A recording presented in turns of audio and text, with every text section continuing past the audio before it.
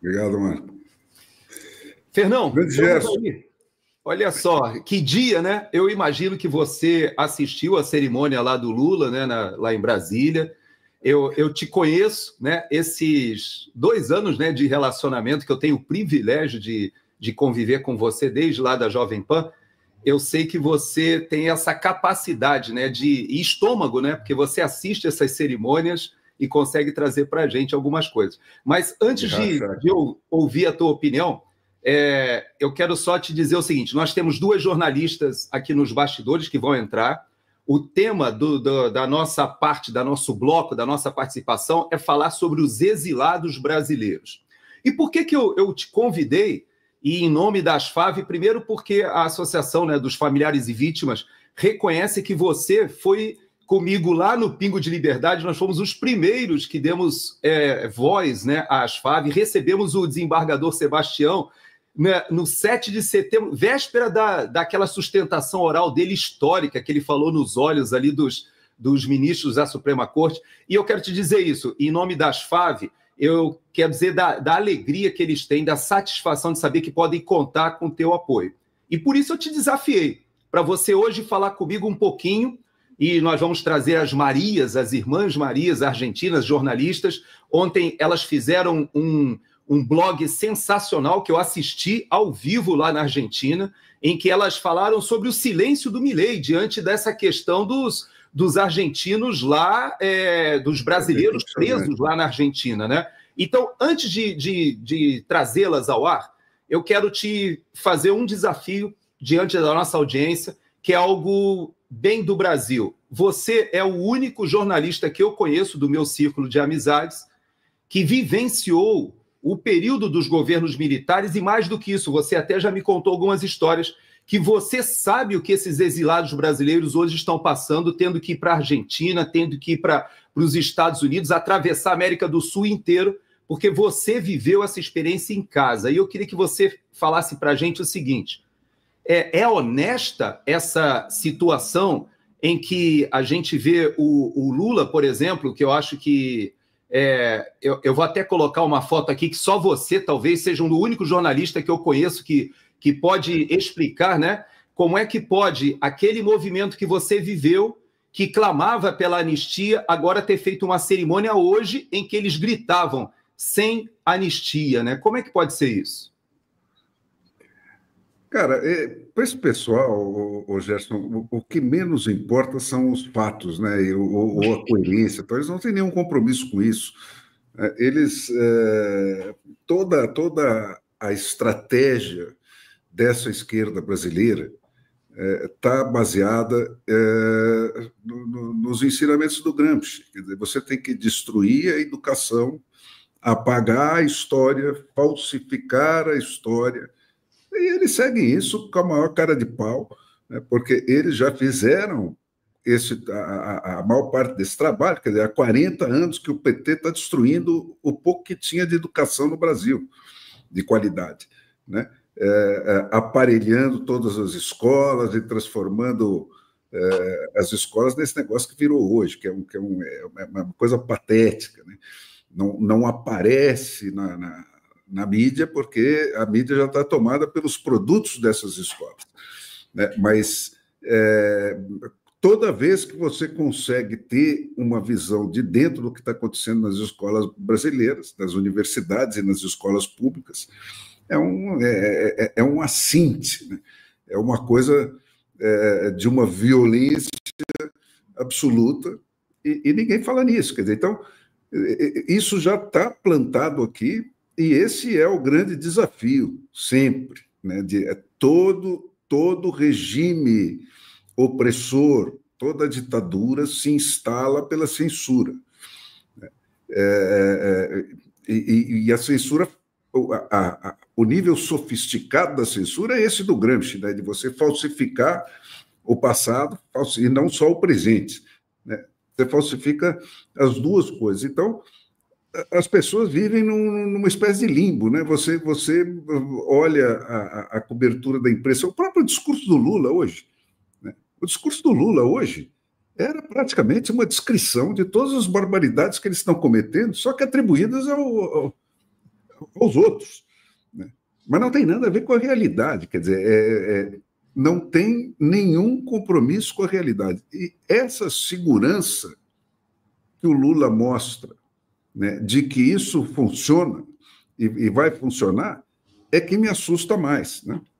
É por isso que eu digo que a saída do Brasil dessa enrascada está em criar uma nova imprensa, que é essa que está nascendo aí, incipiente na internet, né, que é uma imprensa sem recursos, né, não tem muito mais vontade de participação do que condição de participação, né, porque o jornalismo é um luxo muito caro, né, você precisa de equipe, você precisa de muita gente para fazer cobertura, isso é uma construção, mas está surgindo, está acontecendo, né, você tem vários produtos já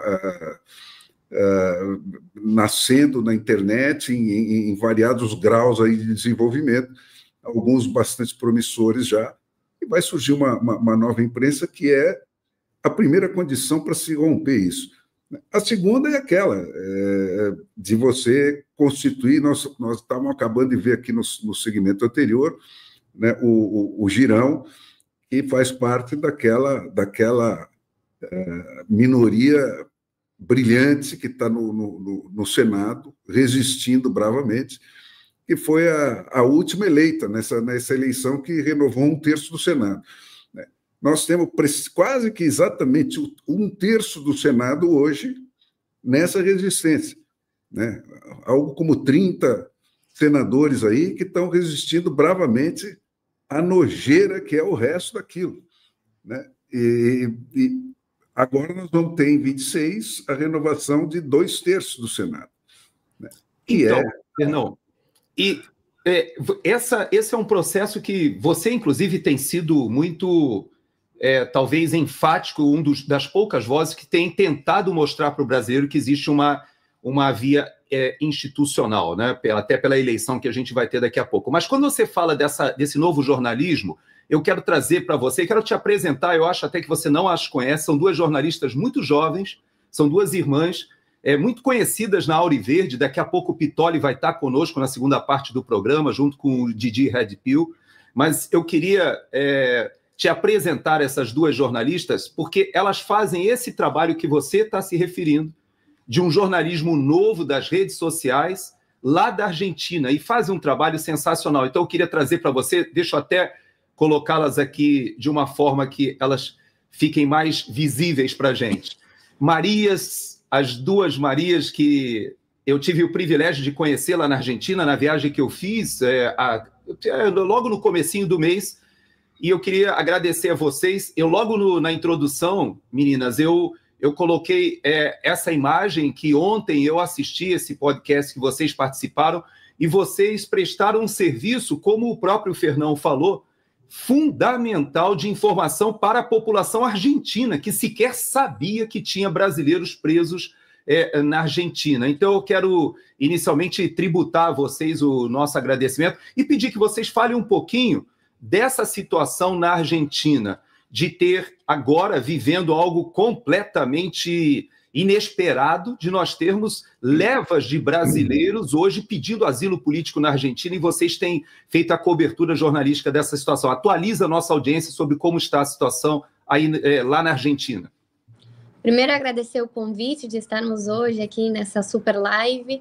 Lembrando que hoje temos brasileiros que estão presos no Brasil, mas, ao mesmo tempo, temos outros que escolheram pedir asilo em outros países, sendo um deles a Argentina, que é o grande tema que tomou destaque agora nesses últimos meses, principalmente aos últimos acontecimentos, onde já temos 5 deles lá na Argentina que estão detidos.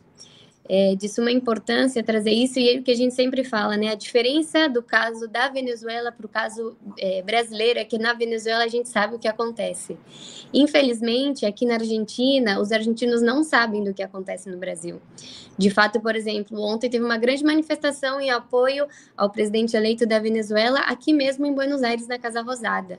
Agora, no caso brasileiro, a gente não vê nenhuma manifestação, nenhum apoio, porque os argentinos não sabem do que acontece aí no Brasil. Então, justamente, o que a gente trata de fazer com o nosso trabalho é divulgar a realidade do Brasil e trazer essas informações para a Argentina, considerando também que o idioma termina se convertendo em um obstáculo, em uma barreira.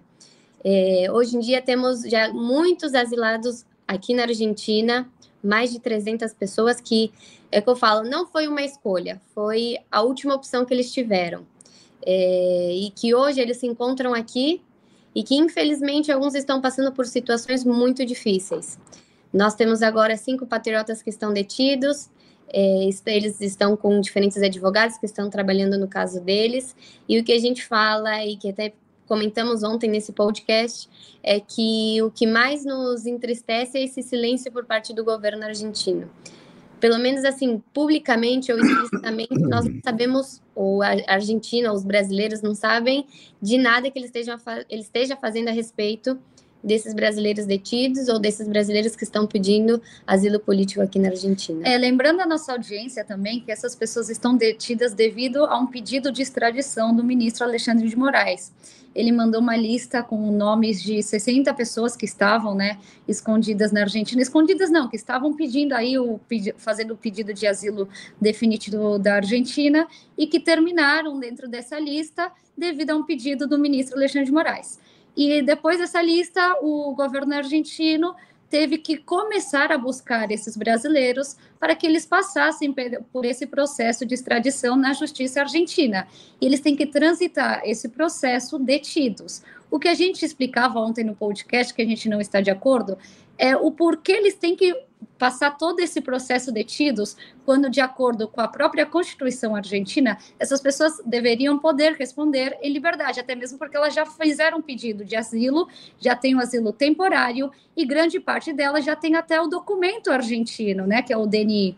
Então, a gente fica aí apreensivo em relação ao governo argentino, no sentido deles terem que responder esse processo presos, quando eles poderiam tranquilamente estar respondendo em liberdade. De acordo com os advogados, o que a justiça responde em relação à prisão deles é que há perigo justamente de fuga. Então, eles falam que, pelo perigo de fuga, eles têm que estar presos preventivamente, o que não faz sentido, porque se esses brasileiros foram para a Argentina, buscaram fazer o pedido de asilo, reconstruíram as suas vidas com filhos, mulheres e família, não há nenhum motivo para que eles justamente escapem da Argentina. Então, não faz sentido o que alega a justiça argentina. No entanto, diferentemente do Brasil, na Argentina eles respeitam o devido processo legal e a individualização de cada caso. É por isso que é um processo largo, comprido, que ao mesmo tempo é negativo e positivo. Negativo porque essas pessoas terão que continuar presas até esse processo ser finalizado. E positivo porque se respeita o devido processo legal. Então, passará pela primeira instância, pela segunda instância, pela terceira instância, e só se é recusado pela terceira instância, logo mais teremos a resposta final, que é a resposta do presidente Javier Milei. Então, a gente espera que não tenhamos que esperar até essa última instância e que o governo argentino possa atuar, preventivamente, para que essas pessoas não estejam detidas por tanto tempo longe de suas famílias. Tem alguma manifestação oficial de alguma instituição argentina a respeito disso? Vocês conversaram com alguém nesse sentido? Bom, sim, houve, não necessariamente de uma instituição, mas sim vemos alguns políticos argentinos, como foi o caso da Maria Celeste Ponce, que mais ou menos em julho ou agosto ela fez uma audiência pública lá na Câmara dos Deputados, para dar voz ao que está acontecendo no Brasil e especificamente a esses refugiados que se encontram hoje aqui na Argentina. Mas não temos nenhuma instituição argentina, por assim dizer, que esteja visibilizando tudo isso, esteja divulgando. Infelizmente, só temos uma que outros parlamentares ou autoridades ou alguns comunicadores que estão fazendo esse trabalho. Lembrando a vocês que o Eduardo Bolsonaro esteve recentemente, agora em dezembro, no CIPEC da Argentina, e ele fez, publicamente, ele fez uma reclamação em relação a essas pessoas que estão pedindo asilo da Argentina e justamente a falta de atuação por parte do governo argentino. E tudo isso ele explicitou na frente dos ministros de Javier Milei. Então, é algo que eles são conscientes que está ocorrendo, no entanto, a gente não vê como algo prioritário atualmente para o governo argentino, até mesmo argentinos, porque eles estão tendo que lidar com diferentes situações no país, entre elas, recentemente, né, a prisão de forma ilegal de um policial argentino na Venezuela. Então, a gente acha que não é que eles não queiram atuar, mas não está como algo prioritário neste momento, enquanto isso, essas pessoas continuam detidas. Quer dizer, a última intervenção que houve assim foi o Eduardo Bolsonaro nessa conversa aí. Quer dizer, parlamentares brasileiros, depois dessa ocasião, não foram mais aí, não interpelaram oficialmente o judiciário para extrair uma declaração oficial a respeito. Não existe nenhuma declaração oficial que eu saiba, né, sobre essa questão. Então, a gente também, até as últimas informações que tivemos, a última intervenção foi justamente por parte do deputado Eduardo e da deputada argentina Maria Celeste, que até então não tivemos resposta, né, do governo argentino, e que a gente acredita que sim, eles têm interesse em proteger esses brasileiros, mas como eu já comentei, não é um tema prioritário para o governo neste exato momento. Fica aí um alerta para os nossos senadores e deputados da resistência, que é preciso ter uma ação mais incisiva da parte de vocês, junto às autoridades argentinas, para extrair uma declaração oficial, né, um posicionamento do judiciário deles. Quer dizer, isso não pode ficar no ar assim como está, porque né, a gente tem sobre isso mais suposições do que afirmações ou fatos. Qual é a base legal para as autoridades argentinas reagirem como estão reagindo? Quer dizer, você falar de extradição pressupõe uma condenação, né? O cara tem que estar condenado e ser um fugitivo para ele ser objeto de uma extradição. Acho que não é o caso de nenhum desse pessoal aí, né? Ou, pelo menos, as condenações são essas condenações sumárias que aconteceram aqui no Brasil, que podem ser facilmente contestadas. Então, eu tenho a impressão que tudo isso está muito no ar, não, Gerson? A gente precisava fazer uma pressão do lado brasileiro para eles serem mais incisivos, extrair um posicionamento. Então, a experiência que eu tive lá, eu conversei com as meninas também, elas sabem da minha posição, eu já conversei com elas, inclusive, em outros fóruns. Existe, de fato, uma posição do governo argentino politicamente muito complexa, porque a Argentina hoje ela está na presidência rotativa do Mercosul. Ao mesmo tempo, para que a gente tenha uma ideia, embora o Milei esteja fazendo um trabalho na área econômica hercúleo, que a gente nem consegue acreditar que a Argentina saiu daquele buraco e hoje se encontra realmente, as meninas sabem disso, grande parte dos argentinos hoje estão marcando as suas férias no Brasil, porque inverteu a situação. Apesar disso, toda a economia da Argentina, Fernão, o PIB da Argentina é menor do que a cidade de São Paulo. Então, o estado de São Paulo, ele bate sozinho o PIB da Argentina sobrando. Então, para que a gente tenha uma dimensão de que o próprio Milei, ele sabe que ele não pode também simplesmente chutar o pau da barraca em relação ao Brasil, porque eles têm uma codependência muito grande econômica. Então, isso é evidente, mas eu acho que não é o caso de chutar o pau da barraca, mas é preciso extrair um posicionamento oficial da Argentina. Claro. Ou do judiciário, ou do governo, ou de quem for, mas, enfim, para você ter uma posição e saber aonde você está pisando e como que os advogados desse pessoal podem se orientar para trabalhar esses casos, né? Exato, e esse tem sido o trabalho das Marias, e eu queria uma vez mais agradecer a vocês, porque eu percebi isso quando eu estive. Eu estive na Argentina e percebi dessa ignorância que muitas vezes existem das autoridades argentinas, até o mainstream jornalístico. Para você ter uma ideia, Fernão, um dos advogados que eu conversei, ele falou para mim, ele confidenciou, ele falou assim, olha, nós advogados, assim como no Brasil, nós temos um viés de centro-esquerda, nós temos um viés social-democrata. Só que nós éramos os grandes arautos da defesa dos direitos humanos. E o que a gente está vendo ser feito com esses brasileiros é uma violação dos direitos humanos tão flagrante que eu mesmo, esse advogado falando comigo, ele diz, nós precisamos sensibilizar o mainstream jornalístico aqui para entender que agora não é uma questão de esquerda ou direita, não é uma questão mais de Milei e Kirchner, é uma questão de direitos humanos. E as meninas têm feito esse trabalho fantástico, que é justamente de sensibilizar o povo argentino, para que eles entendam o que está acontecendo. De passagem, eu dou o meu testemunho, né, de 2 gerações e 2 ditaduras diferentes. O meu avô, o último exílio dele foi na Argentina. Quando ele não tinha mais nenhuma condição de estar em outro lugar do mundo, ele veio para a Argentina para depois entrar clandestinamente no Brasil e ser preso.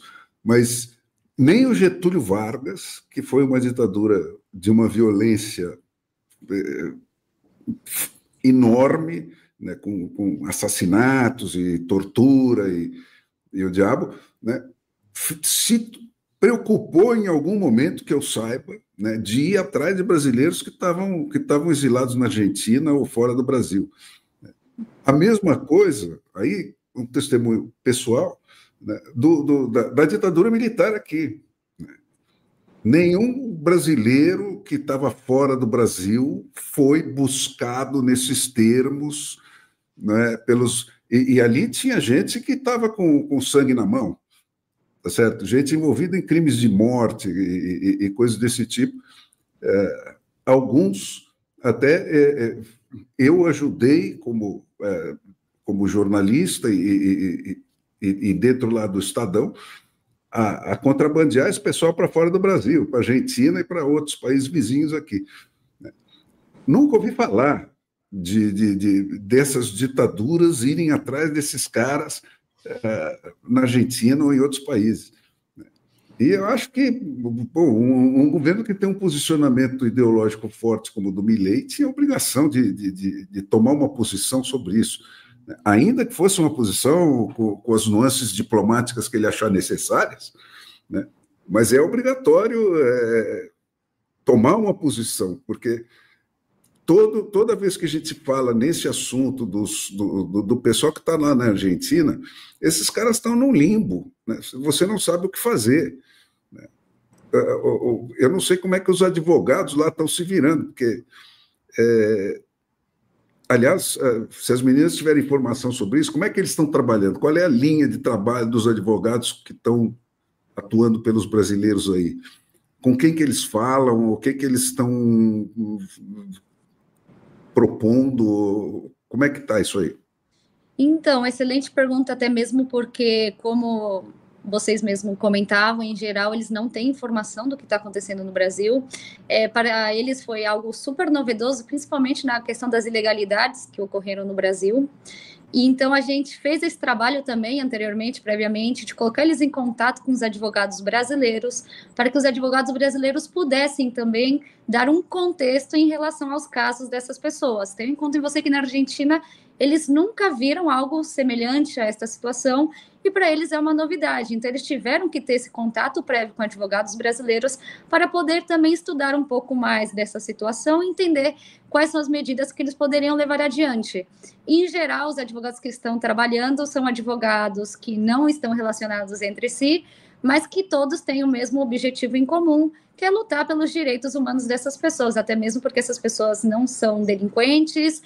Se elas conseguiram fazer o DNI, né, o documento de identidade da Argentina, justamente elas tiveram que mostrar os antecedentes penais, se elas tinham cometido algum crime ou não no Brasil.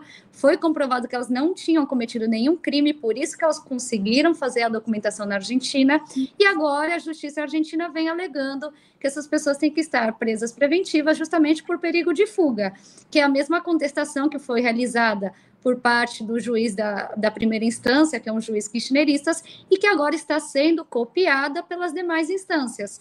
Então, a gente aí teme, né, pela questão jurídica da situação, até mesmo porque a Argentina não tem um conhecimento prévio de toda a situação.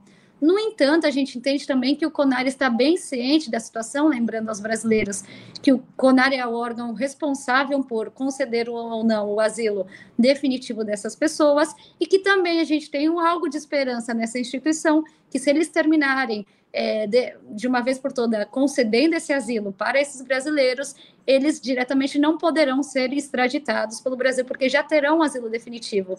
Então, o que a gente pede para o governo argentino? A gente pede que eles tomem alguma postura pública contra o Brasil, que eles se posicionem de forma fortemente contra o Lula. Não, o que a gente pede justamente é que eles agilizem o processo, aí principalmente do CONARE, sendo eles responsáveis pelo órgão também, o executivo também tem grande responsabilidade sobre o CONARE, até mesmo para agilizar o processo e a documentação, principalmente desses presos, porque tendo esse asilo definitivo, eles poderão estar soltos e não terão preocupação em relação à sua extradição. Então, a gente pede esse posicionamento que seja claro por parte do governo e o mais rápido possível, porque essas pessoas já estão há quase 2 meses detidas. E muitas delas tiveram detidas em condições péssimas, que não correspondem, e tiveram que passar por toda essa situação de uma maneira imprevisível. E organizações de direitos humanos aí, alguma está se mexendo ou todas são enviesadas?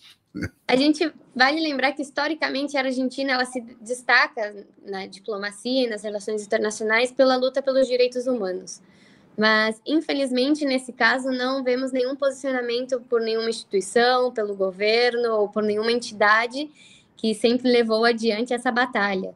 Então, também esse silêncio também está sendo muito triste e preocupante para os brasileiros que estão aqui, porque, considerando justamente essa trajetória da Argentina, consideramos que temos um presidente onde o lema dele é Viva la libertad, carajo. Os brasileiros vieram para a Argentina acreditando que aqui eles teriam essa liberdade e, infelizmente, não estão cumprindo. Meninas. E, em termos de assistência também, alguma coisa acontecendo? Tem alguém aí na Argentina ajudando esse pessoal, fazendo algum tipo de caridade, vamos dizer assim, ou conseguindo emprego, se preocupando em dar algum tipo de assistência para eles? Olha, a gente não pode falar que não tem ninguém, porque sempre há pessoas boas que estão correndo atrás e ajudando muito esses patriotas, mas são pessoas, assim, que fazem esse trabalho de forma solidária, de forma individual.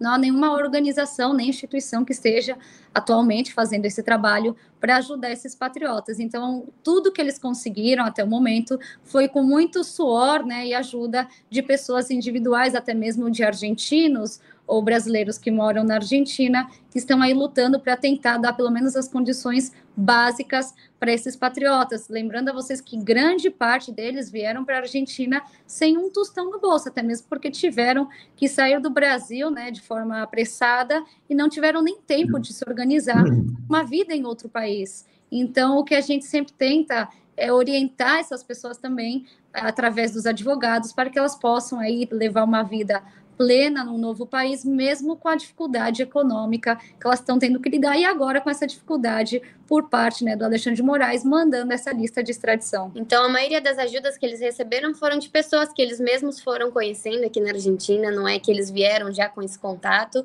são de pessoas que eles conheceram, às vezes pessoas que formam parte de uma igreja que existe aqui na Argentina, então a igreja mesmo ofereceu um auxílio, uma ajuda, mas não existe, infelizmente, nenhuma instituição ou organismo que esteja ajudando, orientando ou ajudando economicamente. Até mesmo porque, como a gente já comentou, lamentavelmente na Argentina não se sabe a situação que o Brasil está atravessando e muito menos a situação de que exista na Argentina tantos refugiados políticos do Brasil.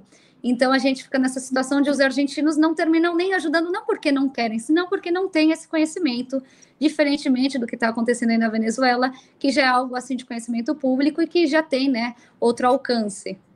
Meninas, eu tenho que encerrar, eu queria passar horas aqui com vocês, mas eu tenho já três pessoas aguardando para a segunda parte do programa. Mas eu queria responder essa pergunta do Fernão, o seguinte: quando eu estive lá ouvindo os exilados que estão na Argentina pedindo asilo político, eu percebi essa situação econômica precária. Quando eu voltei para os Estados Unidos, a ASFAV, ela que ajuda os familiares das vítimas do 8 de janeiro, fez uma parceria com a IES Brasil aqui, e essa parceria com a IES Brasil ensejou, inclusive, uma live, um programa que nós fizemos especial. Aqui aparece o Mário e a Larissa, que são os coordenadores da IES Brasil, e eles lançaram um GoFundMe aqui. para que a gente arrecade dinheiro especificamente para ajudar emergencialmente os brasileiros que estão exilados na Argentina. Porque isso que você falou, Fernão, foi uma coisa que ficou tão clara para mim, que as pessoas estavam com dificuldade. E por que eles estavam com dificuldade? Porque os brasileiros, Fernão, quando chegaram lá, eles foram trabalhar, eles fizeram quiosques. Essa foto é de uma lanchonete de brasileiros que fizeram caldo de cana com pastel. Tudo isso foi desmontado depois que chegou a ordem de extradição, o pedido de extradição do Alexandre de Moraes. Eles tiveram que se esconder lá, eles tiveram que abandonar os negócios às pressas, porque eles já estavam se organizando, filhos na escola, já como as meninas falaram, com identidade já emitida pela Argentina, e eles agora, como você disse, Fernão, estão sendo caçados em outro país, e esse é o momento que a gente está vivendo. Então, a primeira coisa, eu queria agradecer muito a IES Brasil, na pessoa tanto do Mário e da Laís, porque esse GoFundMe está ajudando a gente a organizar um apoio emergencial, pelo menos em alimentação, ajudar a pagar o aluguel. Para você ter uma ideia, pessoas foram despejadas. Por quê? Não porque elas não tinham como pagar, mas é porque as pessoas ficaram com medo de fazer um contrato com um presidiário, alguém que estava fugindo da justiça. Então você veja o nível de desinformação. Então, uma vez mais, eu queria agradecer muito a vocês, meninas, porque o trabalho que vocês fazem na Argentina não tem preço. Eu vou agradecer tanto a vocês e ao Fernão, e eu vou primeiro tirar vocês do ar, depois eu vou tirar o Fernão, mas antes do Fernão sair, eu quero dar o privilégio do Pitoli fazer a despedida de vocês, que eu sei que o Pitoli é meio pai de vocês, assim, né? Eu me considero o irmão mais velho do Pitoli, e o Pitoli parece que se considera meio pai de vocês. E eu queria também deixar o Pitoli entrar, porque eu sei que o Pitoli tem uma grande admiração pelo Fernão também. É uma oportunidade deles se encontrarem na despedida, tanto do Fernão quanto das Marias. Pitoli, faça as vezes da casa aí na despedida das meninas e do Fernão. Muito generoso, Coronel. Obrigado pela oportunidade. Com relação às meninas, o que eu sei é que os pais das meninas acompanham a Auriverde. Isso eu sei. Não posso tomar essa posição porque elas têm o carinho, né, desses que cuidam dessas meninas com tanto zelo, né, com tanta atenção, mas sem dúvida alguma, é o carinho paternal dentro da programação da Auriverde, e muito feliz de vê-las aqui, meninas. Sucesso para vocês. Obrigado por essa participação, que foi bastante importante e esclarecedora nessa super live. Obrigado, meninas. É isso, obrigada a vocês pelo espaço. Para a gente foi um prazer compartilhar um pouco das últimas informações que o Pitoli até acompanhou, né, durante o ano, toda a situação desses refugiados, e também mostrou para o Brasil o que estava ocorrendo na Argentina, qual era a situação deles. Então a gente agradece sempre aí o Pitoli, que sempre deu uma mão muito grande para todos esses patriotas. Obrigado, meninas. Beijo para vocês. Muito obrigada.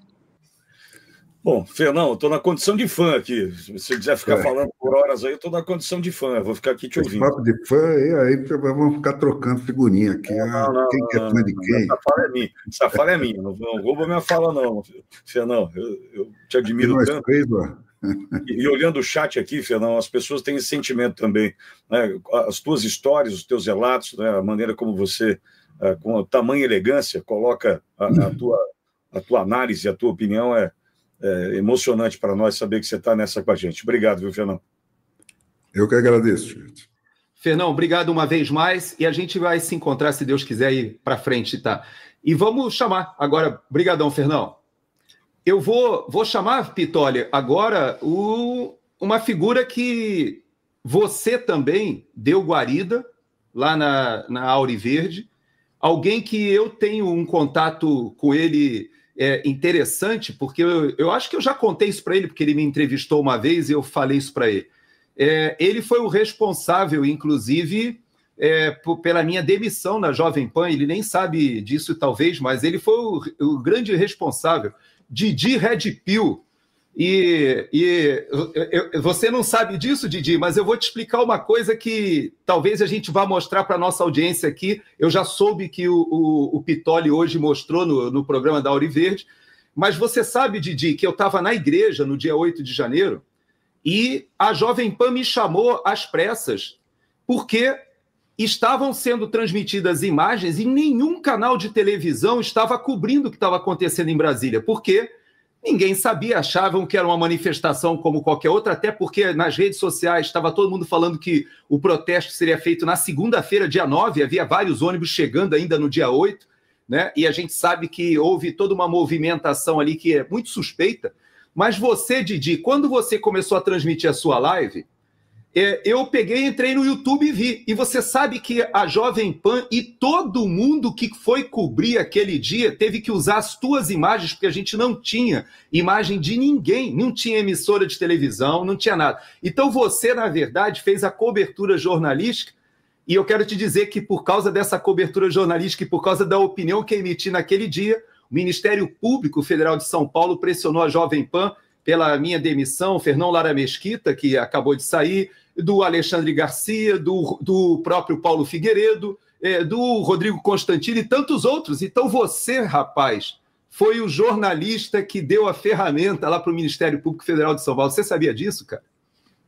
Pô, primeiramente, uma satisfação falar aqui com você de novo, Coronel Gerson. O canal lá está sempre às ordens, né, para a gente bater aquele papo lá. Pitoli é meu irmão, que a vida me deu, o jornalismo me trouxe, graças a Deus, só pessoas bacanas como vocês dois, essa profissão trouxe para mim. Eu não sabia dessa história, estou aqui pasmo, porque realmente não gostaria de me sentir responsável pela demissão de ninguém, principalmente de pessoas que eu gosto, admiro e são tão competentes. Mas deixa eu só te dar um dado rapidinho para a gente chamar os outros convidados. Aquela live foi assistida por 230 mil pessoas simultaneamente.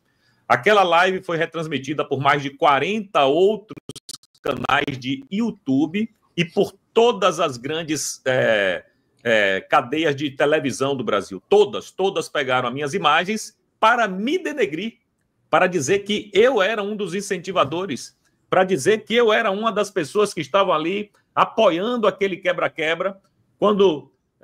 os amigos mais chegados, como Pitoli, sabem muito bem que nada disso aconteceu. Pitoli já viu alguns vídeos que eu gravei, né, depois que a minha live caiu. Eu continuei meu trabalho jornalístico, gravando videozinhos curtos. Então, em um dos vídeos, inclusive, eu digo assim, eu estou aqui no estacionamento da Suprema Corte, não vou entrar lá que eu não sou maluco, e fui taxado como um dos grandes terroristas, etc e tal. O que, se as imagens levaram à sua demissão, as minhas imagens me levaram ao asilo e exílio. Olha, Pitoli, antes de você falar, Pitoli, eu quero até avisar a audiência que vocês que viram, né, a divulgação, o Pitoli ele vai ser o âncora do próximo bloco, mas eu fiz questão de chamá-lo aqui porque tanto eu quanto o Pitoli, nós estávamos na Argentina junto com a Carol Siebra. Então, eu trago a Carol Siebra aqui porque nós estamos falando dos exilados e eu vou pedir a opinião do Didi em relação a esse assunto também, e eu não quero sair do tema aqui do meu bloco.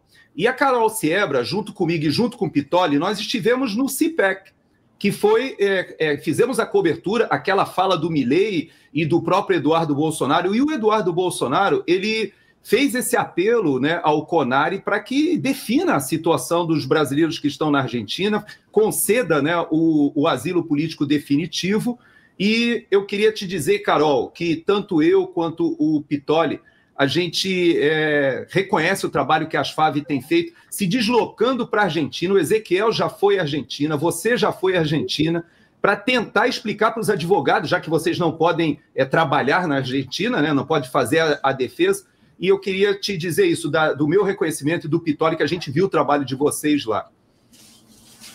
Muito obrigada, eu agradeço, Coronel, eu agradeço ao Pitoli. Didi também, um abraço, eu sei que você também está sofrendo essa perseguição, e é muito ruim a gente ter que estar fora de casa. A gente estar por querer é mais aconchegante, mas estar obrigado é pior. Eu tenho acompanhado aqui, Coronel, no chat, que tem umas moças comentando que a Ana Paula está doente, e aí eu estou atrás da informação também para que a gente faça um auxílio a ela, se ela estiver precisando de medicação lá no presídio e etc., para que a gente faça esse auxílio e que esse auxílio chegue até ela.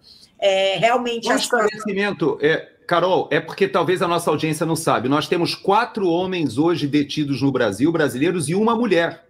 Então, essa mulher também, ela foi, inclusive, uma das primeiras levada a presídio, os homens eles estavam em delegacias, agora eles já foram reunidos numa outra unidade carcerária, todos aguardando a definição do CONARE, porque todos eles solicitaram o asilo político, entraram na Argentina legalmente, mostraram a documentação, estão com toda a documentação em dia, inclusive a Ana que você falou, Carol, eu estava na Argentina quando a irmã dela chegou, me viu, começou a chorar porque ela ia visitar a irmã no presídio.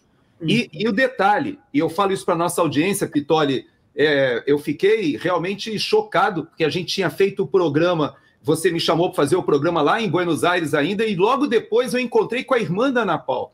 E ela foi despejada, a irmã foi despejada porque a proprietária do imóvel pensou que ela tinha assinado um contrato com uma terrorista, com uma presidiária, e tamanha a perversidade do que está passando lá. Então, Carol, desculpe te interromper, mas a nossa audiência às vezes não sabe a dramaticidade do que está acontecendo lá. Exatamente. Essas pessoas, é importante que a gente destaque que elas estão com asilo, elas estão com asilo provisório, mas o asilo foi renovado, o provisório, e posterior à renovação do asilo, elas foram detidas lá. Então, assim, é arbitrária a prisão, mas como as Marias pontuaram agora anteriormente, existe um devido processo legal que está sendo cumprido por conta desse pedido de extradição do ministro Alexandre de Moraes. Mas a gente acredita que essas pessoas serão soltas em breve, porque, como elas são asiladas pelos direitos humanos, elas não deveriam estar presas, né? O asilo, ela é uma proteção exatamente para os perseguidos. Então, eles não deveriam estar presos. E a Ana Paula, ela sofre de uma doença autoimune e ela não está conseguindo tomar os remédios. Ela está com uma infecção no seio desde o presídio no Brasil e ela não está conseguindo atendimento médico na Argentina. Então, assim, eu recebi aqui a informação que me passaram, que estão falando com os familiares dela. A gente vai tentar sanar esse problema. A gente sabe que a Argentina passa por algumas dificuldades ainda, né, dos governos anteriores, dificuldades financeiras, não é falta de organização, não é falta de vontade deles de organizarem, mas no que a gente puder auxiliar essas pessoas que estão detidas hoje, iremos auxiliar nesse sentido, porque sabemos que são asilados e que precisam de auxílio. Tá sem som. Obrigado. Pittoli, eu quero te fazer uma provocação, e foi esse o motivo que eu pedi para você antecipar um pouquinho a sua entrada aqui. Você é o âncora do próximo bloco, mas aqui você é meu entrevistado. Então, olha só, nós estivemos lá na Argentina e uma das coisas que me chamou a atenção foi que pela primeira vez eu pude conversar com os presos do 8 de janeiro e ouvir a história deles, a versão deles, porque eles estavam primeiro presos, passaram 6 meses, 9 meses presos. Depois, o Alexandre de Moraes impôs sobre eles aquelas medidas cautelares que eu chamo de kit ditadura, né? Porque, além da tornozeleira eletrônica, eles estavam proibidos de estar nas redes sociais, inclusive de dar entrevista. A gente não podia conversar com essas pessoas. É algo assim surreal. Quando a gente contava isso na Argentina, ninguém nem acreditava que isso acontecia no Brasil. Aliás, aqui nos Estados Unidos, quando a gente conta isso, as pessoas pensam que é mentira. Porque dizem, não, peraí, o Brasil faz um tipo de tratamento como esse para quase 2.000 pessoas? Pois é. Mas aí, Pittoli, eu ouvindo essas histórias, eu fiquei perplexo. Por quê? Porque aí eu comecei a entender que muito daquilo que o Didi Red Pill ele vive falando, e ele, inclusive, hoje mostrou lá no seu programa, eu vou até depois passar um pedacinho do vídeo aqui, de coisas que ele registrou. Cuidado, viu? Cuidado, não passe, não. Coronel, cuidado, um alerta até. Falei isso para o Didi. Para o senhor ter uma ideia, nós somos a veiculação do vídeo limitado, fomos advertidos pelo YouTube e o conteúdo já tirado do ar pela plataforma. Então, nem vou passar o vídeo, mas para você ver o nível de censura que a gente tem, está vivendo, né? Embora, né, aparentemente, pelo menos no que diz respeito a Facebook, WhatsApp e Instagram, o vento está virando, né? A coisa está mudando. Mas o YouTube ainda continua com essa questão, e eu nem vou colocar o vídeo, mas eu quero te fazer essa provocação, Pittoli. Eu lá ouvi muitas coisas a respeito do dia 8 de janeiro e do dia 9 de janeiro, que é chamado, né, o Didi já me fez essa provocação, inclusive em entrevista, né, do dia da perfídia, né, e eu, de fato, eu concordo com ele, aquele dia é um dia vergonhoso para todos os brasileiros, não somente para as Forças Armadas, mas para todos os brasileiros, tudo que aconteceu ali. Mas, Pittoli, do que a gente ouviu lá desses exilados brasileiros, a gente parece que volta com uma convicção de que foi, de fato, uma das grandes vergonhas da história do nosso país, esse dia 8 e 9. Você não voltou com essa ideia também? Coronel, hoje, quando veiculei as imagens que Didi mandou para mim pela manhã, imagens que logo depois a plataforma nos orientou a tirar e tirou, né, suspendeu, coloca como limitado na plataforma. Eu disse até ao Didi há pouco, que conversávamos no programa dele, aliás, perdão, o seguinte: ali a gente vai juntando peças de um quebra-cabeça importante. Quando a gente tem imagens de dentro do Congresso, onde bombas de gás lacrimogêneo eram explodidas ali, um helicóptero lançando bombas e balas de borracha contra a população que tinha que se esconder dentro dos prédios públicos, e essas imagens não podem ser veiculadas, a gente tem um importante elemento desse quebra-cabeça, mostrando que, de fato, tudo aquilo foi uma armadilha. Nós estamos mostrando na Auriverde já mostrei algumas vezes um vídeo do coronel Edivan, da Polícia Militar do Distrito Federal, que diante do acampamento ali no QG, e o Didi é testemunha disso, né, ele diz: olha, vamos para a manifestação, vai ser segura, a Polícia Militar vai acompanhar. Entretanto, nós sabíamos o que estava acontecendo. Essas pessoas foram levadas, repito, para uma emboscada, né? E muitos sem saber o que estavam fazendo ali, como o próprio Clezão, que sai do trabalho às 4 da tarde e vai até o local, acaba preso, né, dizendo no processo a PGR, o acusando de fazer parte de uma associação criminosa. Então, de fato, muitos nem sabiam o que estava acontecendo, mas sabem que hoje as vidas estão destruídas, coronel. É por aí. Didi, você talvez tenha sido um dos jornalistas ao lado do Alan dos Santos também e alguns outros que a gente viu que foram obrigados, né, a deixar o país. E aqui nos Estados Unidos eu tenho contato com Alan dos Santos e percebi até a perseguição que sofreu o Rodrigo Constantino, que, aliás, eu faço questão, já que o citei, de dizer da nossa toda a audiência, né, nosso desejo de que ele enfrente esse tratamento agora. Ele estaria hoje aqui nessa live, aliás, ele não só estaria na live, como ele participou de diversos eventos aqui da ASFAV durante esse período.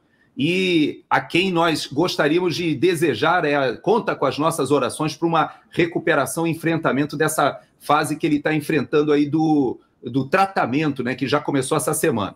Agora, Didi, esses jornalistas que estão sendo obrigados a se deslocar para fora do país para continuar exercendo a sua profissão, eles chamam a atenção porque, na verdade, o mundo hoje, a gente viu no bloco anterior com o Marco, agora começa a tomar ciência, né, do que está acontecendo no Brasil. Qual é a tua percepção?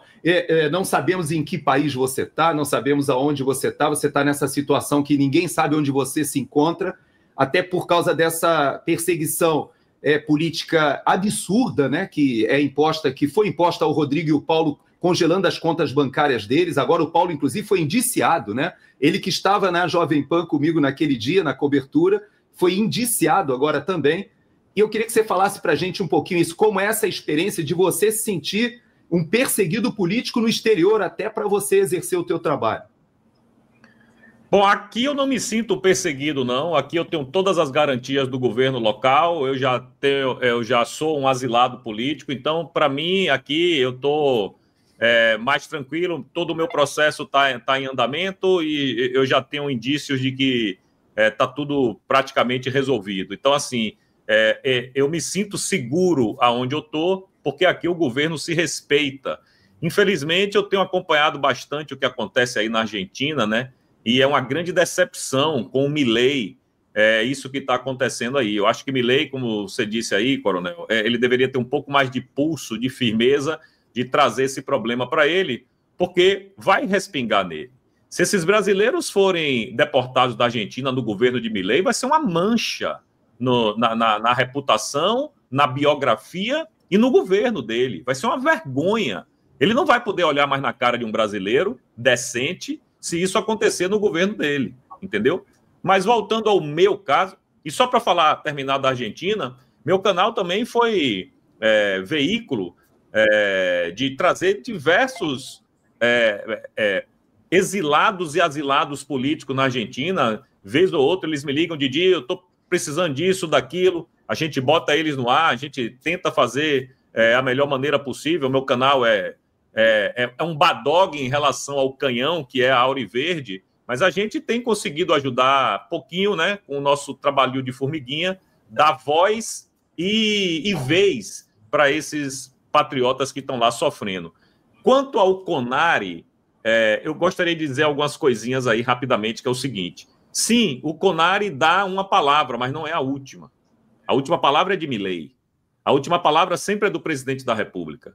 Ok? Mesmo que o CONARE diga que tem que deportar todo mundo, eles podem fazer um pedido ao presidente da República e quem decide é Milei. No final das contas, quem decide é Milei.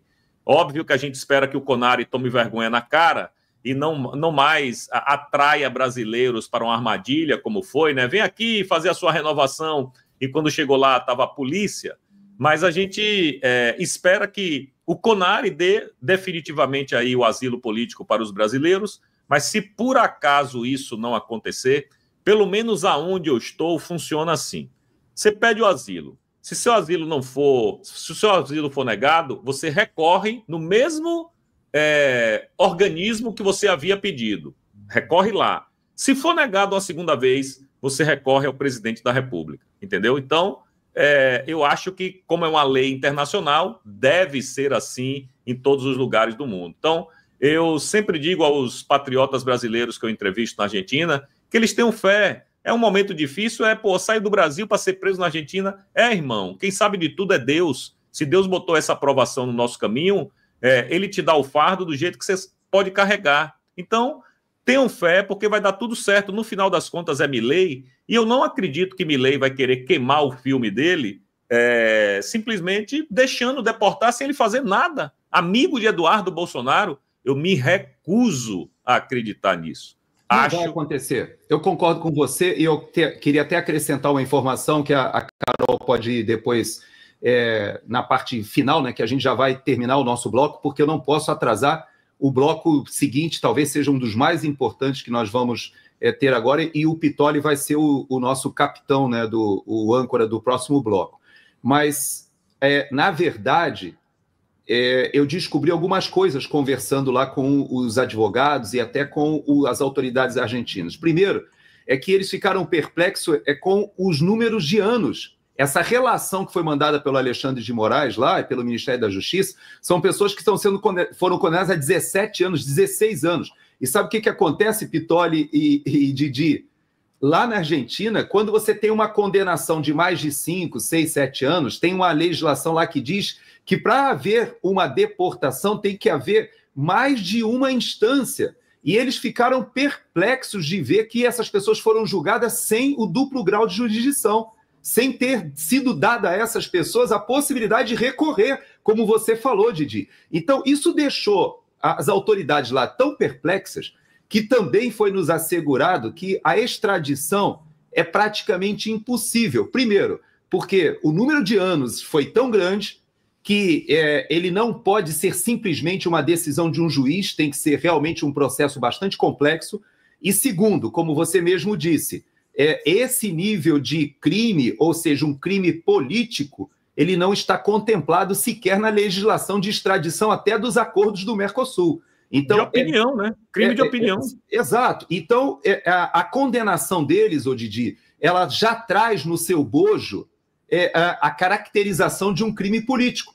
Então, quando você fala de tentativa de golpe de Estado, abolição violenta do Estado democrático de direito, de essas acusações que foram imputadas a essas pessoas, acusações, diga-se de passagem, falsas, porque todos nós sabemos que isso foi falso.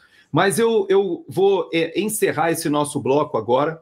Eu não quero atrasar, porque eu sei que é muito importante o que o o Pittoli vai nos trazer, ele terá oportunidade de conversar com pessoas que conhecem o terror, né? Eu creio que essa talvez seja até a palavra, viu, Pittoli? É porque essa tortura que está sendo feita psicológica é algo aterrorizante. A gente vê, eu vi isso lá na Argentina, de famílias que estavam com os filhos urinando de novo na cama, crianças que eu vi falando assim, que a gente não pode ir para o Brasil porque a gente vai ser preso, falando para a mamãe. Eu entrevistei famílias lá em que uma grávida, que foi a Agnes, de 9 meses, tinha que levar comida para o pai na prisão, porque eles não davam alimentação ali na delegacia de polícia. As coisas bárbaras que a gente viu ali na Argentina. Coronel, só para finalizar, e o Didi sabe disso, a Carol vai concordar, quando eu recebi o Didi pela primeira vez ao vivo na rádio depois, esse período Natal e Ano Novo, eu comecei dizendo o seguinte, olha, nesse Natal você pôde abraçar a sua mãe? Você conseguiu dar um abraço fraternal na sua família, na sua esposa, nos seus filhos, em quem você ama? O Didi não. O Didi não. Ele não conseguiu. Ele tem uma mãe de mais de 80 anos, a dona Carmen, está no Brasil, tem irmão que está longe. Está assistindo a gente, hein? Está assistindo a gente, dona Carmen. Ele não conseguiu dar o abraço. Não é porque ele não quis, é porque ele não pôde.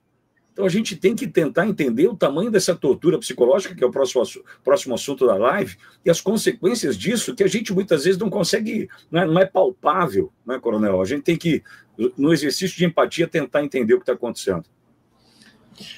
É só pontuar uma coisa nessa questão das torturas psicológicas, né? Tivemos mães que tiveram bebês com os pais que ainda estão presos, então pais esses que não viram o crescimento e desenvolvimento da primeira infância ali dos filhos, tivemos filhos que perderam pai e mãe estando no cárcere, não tiveram a permissão para ir para o último adeus. Então, assim, são várias fases e momentos que a gente tem que as pessoas perderam. E crianças, como disse o coronel, que estão urinando novamente na cama, ou crianças que chegam a ferir o pescoço por conta de crise de ansiedade, porque estão longe do pai. E, assim, me parte o coração demais conhecer essas histórias, porque realmente é uma tortura psicológica. E, para finalizar, temos o caso do pastor Shalom, que hoje continua preso, o pastor Jorge Luiz dos Santos, que ele continuou preso por conta de um homônimo, e hoje ele padece de uma insuficiência cardíaca grave.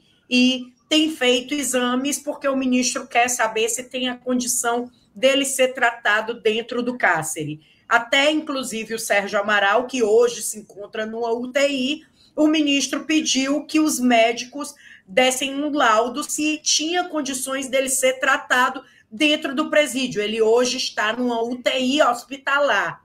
E o ministro pergunta isso. Agora, imagine a aflição da família que recebe um pedido desse. São aflições que a gente nunca mais vai conseguir reparar esses danos. Obrigada, Pittoli, obrigada, Coronel, e obrigada, Didi. Obrigado, Carol.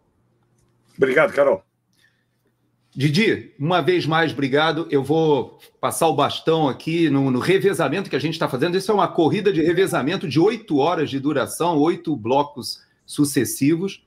E a gente ainda tem esse bloco do Pittoli e depois o bloco do Serrão, que falará sobre a questão do PL da anistia. Mas, Didi, eu peço que você se despeça da nossa audiência e te agradeço muito a deferência que você teve de estar aqui com a gente. Imagina, retribuindo, né, o carinho que você teve comigo de participar lá no nosso programa, lá no Didi Red Pill.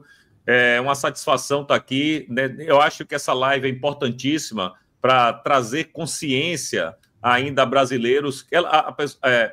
Não lembro quem falou exatamente aí, acho que foram as meninas lá na Argentina que disseram, a Argentina não sabe direito o que acontece no Brasil. Não, o Brasil não sabe direito o que acontece no Brasil. É simplesmente isso. Então, programas como o meu, como o de Pittoli, como essa super live aqui, é justamente para conscientizar as pessoas que existe um problema no Brasil hoje, existe uma ditadura instalada, existem famílias separadas, tem gente que morreu, que é o Clezão, que o Pittoli vai tratar muito bem desse assunto daqui a pouco. Então, tá na hora de passar essa página, cara. Tá na hora de virar essa página, já cansou, isso aí já deu o que tinha que dar.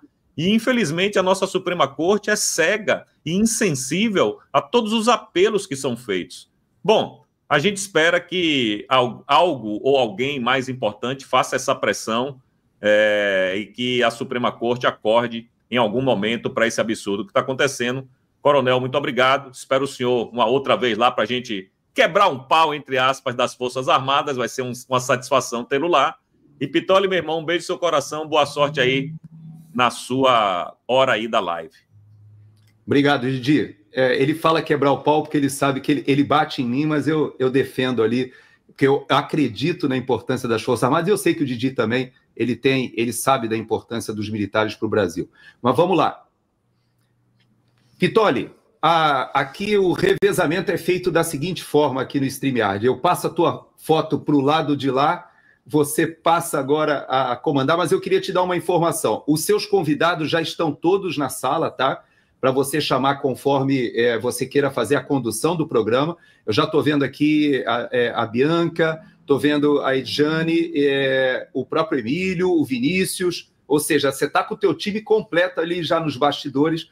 Eu quero te passar a palavra agora e te desejar ali um ótimo programa, esse teu bloco, porque eu sei que eu vou ter que ficar aqui do lado de cá, emocionado, segurando as lágrimas, porque eu sei que estar com a família do Clezão é algo que até hoje, todas as vezes que eu vejo a Jane, as meninas, eu fico tocado.